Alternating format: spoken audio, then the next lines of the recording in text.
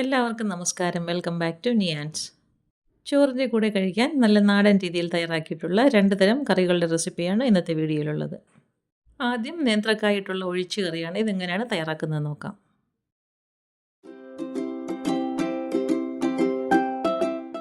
ഈ കറി തയ്യാറാക്കുന്നതിന് വേണ്ടി ഒരു നേന്ത്രക്കായ എടുത്തിട്ടുണ്ട്. ഇനി ഇതിൻ്റെ തൊലി കളഞ്ഞ് ഒന്ന് വൃത്തിയാക്കി എടുക്കാം. അപ്പോൾ ഇത് ഫ്രിഡ്ജിൽ ഇരുന്ന കായ ആയതുകൊണ്ടാണ് ഇങ്ങനെ ഒന്ന് കളർ മാറിയിരിക്കുന്നത്.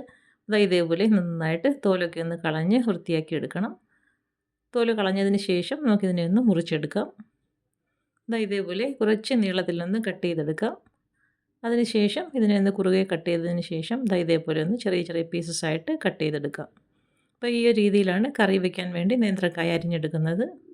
അത്യാവശ്യം കുറച്ച് കനത്തിൽ തന്നെ അരിഞ്ഞെടുക്കാം. അപ്പോൾ ഇതേപോലെ എല്ലാം അരിഞ്ഞെടുത്തിട്ടുണ്ട്. ഇനി നല്ലതുപോലെ ഒന്ന് കഴുകണം. കഴുകിയതിന് ശേഷം കറി വയ്ക്കാനുള്ള ചട്ടിയിലേക്ക് ഇട്ട് കൊടുക്കാം. ഇനി ഇതിലേക്ക് 2 പച്ചമുളക് കീറിയിടുന്നുണ്ട്. ഇനി ഇതിലേക്ക് ആവശ്യത്തിനുള്ള ഉപ്പ് ചേർത്ത് കൊടുക്കാം. ഇനി ഒരു 1/4 ടീസ്പൂൺ അളവിൽ മഞ്ഞൾപ്പൊടി ഇട്ട് കൊടുക്കുന്നുണ്ട്. അതിൻ്റെ കൂടെ തന്നെ ഒരു 1/2 ടീസ്പൂൺ അളവിൽ മുളക് പൊടിയും കൂടി ചേർത്ത് കൊടുക്കാം. ഇനി ഇതിലേക്ക് വേകാൻ ആവശ്യമുള്ള വെള്ളം ഒഴിച്ച് കൊടുത്തതിന് ശേഷം നന്നായിട്ടൊന്ന് ഇളക്കി കൊടുക്കാം. അപ്പോൾ ഇട്ട് കൊടുത്ത മുളക് പൊടിയൊക്കെ നല്ലതുപോലെ വെള്ളത്തിൽ നിന്ന് കലങ്ങി കിട്ടണം. ഇനി ചട്ടി മൂടി വെച്ച് അടുപ്പിലേക്ക് വെച്ച് കൊടുത്ത് വേവിച്ചെടുക്കാം. അത് വേകാൻ വെച്ചിട്ട് നമുക്ക് അരപ്പ് തയ്യാറാക്കിയെടുക്കാം. അപ്പോൾ ആവശ്യമുള്ള തേങ്ങ ചിരകിയത് മിക്സിയുടെ ജാറിലേക്ക് ഇട്ട് കൊടുക്കാം. ഇനി അതിലേക്ക് ഒരു 1/4 ടീസ്പൂൺ ജീരകം ചേർത്ത് കൊടുക്കുന്നുണ്ട്. അതേപോലെ തന്നെ ഒരു 3-4 ചെറിയ ഉള്ളിയും കൂടി ഇട്ട് കൊടുക്കാം. ഇനി ആവശ്യത്തിനുള്ള വെള്ളം ഒഴിച്ച് കൊടുത്ത് നന്നായിട്ടൊന്ന് അരച്ചെടുക്കണം. ഈ ഒരു രീതിയിൽ നല്ല ഫൈൻ പേസ്റ്റായിട്ടൊന്ന് അരച്ചെടുക്കാം. നമുക്ക് വേകാൻ വെച്ചിരുന്ന കഷ്ണങ്ങൾ എന്തായെന്ന് നോക്കാം. അപ്പോൾ കഷ്ണങ്ങളൊക്കെ നന്നായിട്ട് വെന്ത് വന്നിട്ടുണ്ട്. ഇതിലേക്ക് നമ്മൾ പുളിക്ക് വേണ്ടി മാങ്ങ കഷ്ണങ്ങളാണ് ചേർത്ത് കൊടുക്കുന്നത്. അപ്പം നമുക്ക് ആവശ്യമുള്ള പുളിക്കനുസരിച്ച് മാങ്ങ ചേർത്ത് കൊടുക്കാം. ഞാൻ ഒരു 3 കഷ്ണം മാങ്ങയാണ് ചേർത്ത് കൊടുക്കുന്നത്. അത് ഇട്ട് കൊടുത്തതിന് ശേഷം ഒരു തക്കാളി ചെറുതായിട്ട് അരിഞ്ഞതും കൂടി ചേർത്ത് കൊടുക്കുന്നുണ്ട്. അത് ഇട്ട് കൊടുത്തൊന്ന് മൂടി വയ്ക്കാം. ഈ മാങ്ങയും തക്കാളിയൊക്കെ ഒന്ന് വെന്ത് കിട്ടണം. മാങ്ങയും തക്കാളിയൊക്കെ പെട്ടെന്ന് തന്നെ വെന്ത് കിട്ടുന്നതാണല്ലോ. അപ്പോൾ ഇതേപോലെ ഒന്ന് തുറന്നതിന് ശേഷം വീണ്ടും ഒന്ന് ഇളക്കി കൊടുക്കാം. അപ്പോൾ കഷ്ണങ്ങളെല്ലാം നന്നായിട്ട് വെന്ത് വന്നിട്ടുണ്ട്. ഇനി നമുക്ക് തയ്യാറാക്കി വെച്ചിരിക്കുന്ന അരപ്പ് ഇതിലേക്ക് ഒഴിച്ചു കൊടുക്കാം. അരപ്പ് ഒഴിച്ചു കൊടുത്തതിന് ശേഷം ആവശ്യമുള്ള വെള്ളം അത്രയും മിക്സിയുടെ ജാറിലേക്ക് ആക്കി കൊടുത്തതിന് ശേഷം കഷ്ണങ്ങളിലേക്ക് ഒഴിച്ചു കൊടുക്കാം. ഇനി നല്ലതുപോലെ സ്പൂൺ ഉപയോഗിച്ചൊന്ന് മിക്സ് ചെയ്ത് കൊടുക്കണം. കറി ഇനി തിളച്ച് പോകരുത്. നന്നായിട്ടൊന്ന് ചൂടായി കിട്ടിയാൽ മതിയാകും. ഇതേപോലെ നന്നായിട്ടൊന്ന് ഇളക്കി കൊടുക്കാം. ഇളക്കി കൊടുത്തതിന് ശേഷം ഈ സമയത്ത് നമുക്ക് ഉപ്പ് നോക്കാം. ഉപ്പ് ആവശ്യമുണ്ടെന്നുണ്ടെങ്കിൽ ചേർത്ത് കൊടുക്കണം. ചേർത്ത് കൊടുത്തതിന് ശേഷം വീണ്ടും നന്നായിട്ടൊന്ന് ഇളക്കി കൊടുക്കാം. ഇളക്കി കൊടുത്ത് ഇനി കറി ചെറുതായിട്ടൊന്ന് തിള വരാൻ തുടങ്ങുന്ന സമയത്ത് ഓഫ് ചെയ്ത് കൊടുക്കണം. ഇതേപോലെ അവിടെ ഇവിടെയൊക്കെ ചെറിയ കുമിളകൾ വരാൻ തുടങ്ങും. ആ സമയത്ത് ഫ്ലെയിം ഓഫ് ചെയ്തതിന് ശേഷം നന്നായിട്ടൊന്ന് ഇളക്കി കൊടുക്കണം. കറി തിളച്ചാൽ അതൊരുമാതിരി പിരിഞ്ഞു പോകുന്നത് പോലെയാകും. അങ്ങനെ ആകാത്ത രീതിയിൽ നന്നായിട്ടൊന്ന് ഇളക്കി കൊടുക്കാം. ഇനി നമുക്കിതിലേക്ക് താളിച്ചൊഴിക്കണം. വെളിച്ചെണ്ണ ചൂടായി വരുമ്പോൾ അതിലേക്ക് കടുക് ഇട്ട് കൊടുക്കാം. വറ്റൽമുളകും ചേർത്ത് കൊടുക്കണം. പിന്നീട് ഒരു 3-4 ചെറിയ ഉള്ളി അരിഞ്ഞതും കൂടി ഇട്ട് കൊടുക്കാം.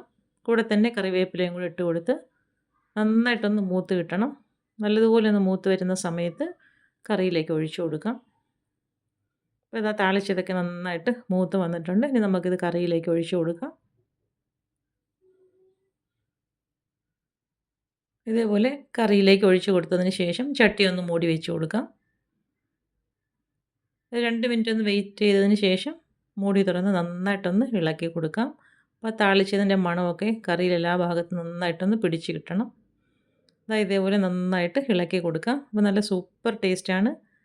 നേന്ത്രക്കായും തക്കാളിയും കൊണ്ട് ഈ ഒരു കറി ഇങ്ങനെ തയ്യാറാക്കി നോക്കൂ.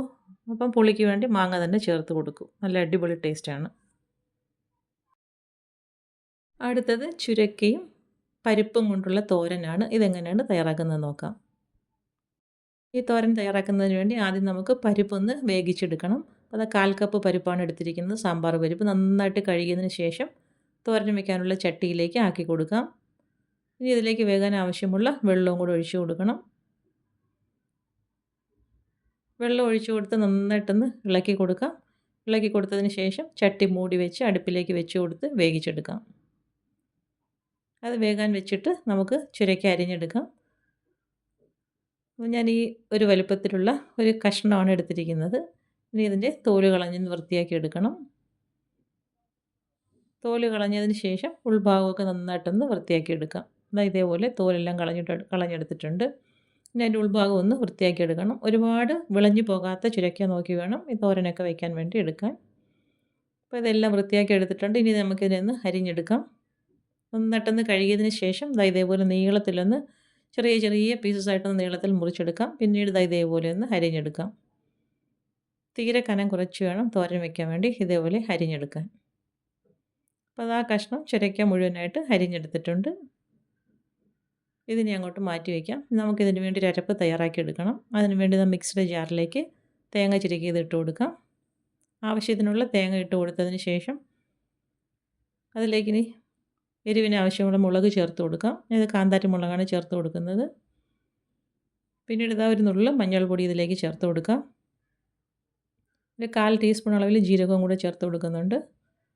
3-4 അല്ലി വെളുത്തുള്ളി ഇട്ട് കൊടുത്തൊന്ന് ചതച്ചെടുക്കാം. ഈ ഒരു രീതിയിലൊന്ന് ചതച്ചെടുത്തിട്ടുണ്ട്. ഇനി വേകാൻ വെച്ചിരുന്ന പരിപ്പ് എന്തായെന്ന് നോക്കാം. അപ്പോഴേക്കും പരിപ്പ് നന്നായിട്ട് വെന്ത് വന്നിട്ടുണ്ട്. ഒരുപാട് വെന്ത് കുഴഞ്ഞു പോകരുത്. തോരനിലേക്കിട്ട് നമുക്ക് ഇടയ്ക്കൊന്ന് കഴിക്കാൻ വേണ്ടി കിട്ടണം. ആ ഒരു രീതിയിൽ ഇത് വെന്ത് പോകാവും. ഒരുപാട് വെന്ത് പോയാൽ കുഴഞ്ഞു പോകും. ഇനി അതിലേക്ക് അരിഞ്ഞു വെച്ചിരിക്കുന്ന ചുരക്കയും കൂടെ ചേർത്ത് കൊടുക്കാം. ചുരക്കയും ചേർത്ത് കൊടുത്തതിന് ശേഷം തോരന് ആവശ്യമുള്ള ഉപ്പ് ഇതിലേക്ക് ഇട്ട് കൊടുക്കാം. ഉപ്പ് ഇട്ട് കൊടുത്ത് ചട്ടി മൂടി വെച്ചൊന്ന് വേവിച്ചെടുക്കാം. ചുരക്കയും കൂടെ ഒന്ന് വെന്ത് കിട്ടണം. അപ്പോൾ പരിപ്പ് വേകാൻ വെച്ചിരുന്ന ബാക്കി വെള്ളത്തിൽ തന്നെ ഈ ചുരക്കയും കൂടെ വെന്ത് കിട്ടിക്കോളും. ചുരക്ക പെട്ടെന്ന് വെന്ത് കിട്ടുന്നതാണ്. അതുകൊണ്ട് പിന്നെ എക്സ്ട്രാ വെള്ളമൊന്നും ചേർത്ത് കൊടുക്കേണ്ട ആവശ്യമില്ല. ഇനി ഇതേപോലെ നമ്മൾ റെഡിയാക്കി വെച്ചിരിക്കുന്ന അരപ്പും കൂടി ഇതിലേക്ക് ഇട്ട് കൊടുക്കാം.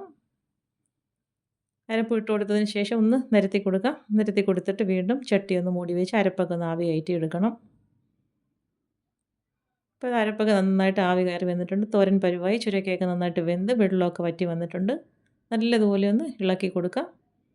നന്നായിട്ട് അരപ്പ് എല്ലാ ഭാഗത്തും ആകത്തക്ക രീതിയിൽ ഇതേപോലെ ഒന്ന് ഇളക്കി കൊടുക്കണം. ഇനി ഇതിലേക്ക് നമുക്കൊന്ന് താളിച്ചും കൂടി ഒഴിച്ച് കൊടുത്താൽ മതിയാകും. തോരൻ റെഡിയായി കിട്ടും. ഇതേപോലെ നന്നായിട്ട് വെള്ളം തോർന്ന് വരുന്ന സമയത്ത് ഫ്ലെയിം ഓഫ് ചെയ്ത് അടുപ്പിൽ നിന്ന് മാറ്റാം. ഇനി ഇതിലേക്ക് താളിക്കാൻ വേണ്ടി വെളിച്ചെണ്ണ ചൂടായിരുമ്പോൾ കടുകും വറ്റൽമുളകും ചുവന്നുള്ളി കറിവേപ്പിലയും കൂടി ഇട്ട് കൊടുത്ത് നന്നായിട്ടൊന്ന് മൂപ്പിച്ച് അതിലേക്ക് ഒഴിച്ചു കൊടുത്താൽ മതിയാകും. അപ്പോൾ താളിച്ചതും കൂടി ചേർത്ത് കൊടുക്കുമ്പോഴാണ് തോരൻ നന്നായിട്ട് ടേസ്റ്റ് കിട്ടുന്നത്. ഇതേപോലെ നല്ലതുപോലെ ഒന്ന് മൂപ്പിച്ചിട്ട് തോരനിലേക്ക് ഒഴിച്ചു കൊടുക്കാം. അപ്പോൾ ചുരക്കയും പരിപ്പും കൊണ്ട് ഈ ഒരു രീതിയിൽ തോരൻ വെച്ചിട്ടില്ല എന്നുണ്ടെങ്കിൽ ചെയ്ത് നോക്കൂ. അത് നല്ല അടിപൊളി ടേസ്റ്റാണ്. അപ്പോൾ താളിച്ചത് ഇതിലേക്ക് ഒഴിച്ചു കൊടുത്തിട്ടുണ്ട്. താളിച്ചൊഴിച്ചതിന് ശേഷം ഒന്ന് മൂടി വെച്ച് കൊടുക്കാം. ഇനി തുറന്നതിന് ശേഷം നന്നായിട്ടൊന്ന് ഇളക്കി കൊടുക്കാം. താളിച്ചത് തോരൻ്റെ എല്ലാ ഭാഗത്തും ആകത്തക്ക രീതിയിൽ നന്നായിട്ടൊന്ന് ഇളക്കി കൊടുക്കാം. നല്ല അടിപൊളി ടേസ്റ്റുള്ള തോരനും റെഡിയായി കഴിഞ്ഞു. അപ്പോൾ ഇന്നത്തെ വീഡിയോ ഇത്രയേ ഉള്ളൂ. ഇഷ്ടമായ ലൈക്ക് ചെയ്ത് സബ്സ്ക്രൈബ് ചെയ്ത് സപ്പോർട്ട് ചെയ്തേക്കൂ. എന്തെങ്കിലുമൊക്കെ അഭിപ്രായങ്ങളുണ്ടെങ്കിൽ കമൻറ്റ് ചെയ്യൂ. വീണ്ടും അടുത്ത വീഡിയോയിൽ കാണുന്നത് വരെ bye from Niyans. Thanks for watching.